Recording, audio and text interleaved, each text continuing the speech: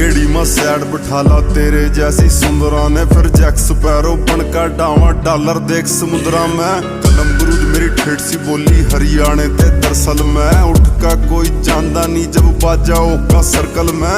1 lakh dollar की गाड़ी तेरे यार के नीचे है, आगे बढ़ने वाले ते सारी दुनिया सदायो खींचा है। 1 लाख डॉलर की गाड़ी तेरे यार के नीचे है, आगे बढ़ने वाले ते सारी दुनिया सदायो खींचा है। वैसे अपने बोलू तो मगर हरियाणा में गाड़ प्यार तो क्या करे, जब छो मारे ना जिप मारा करे गाड़ ना बक्या करे। मारी रीस तू के करेगी हम देसी बालक, देसी बालक गामा के हम, देसी बालक गामा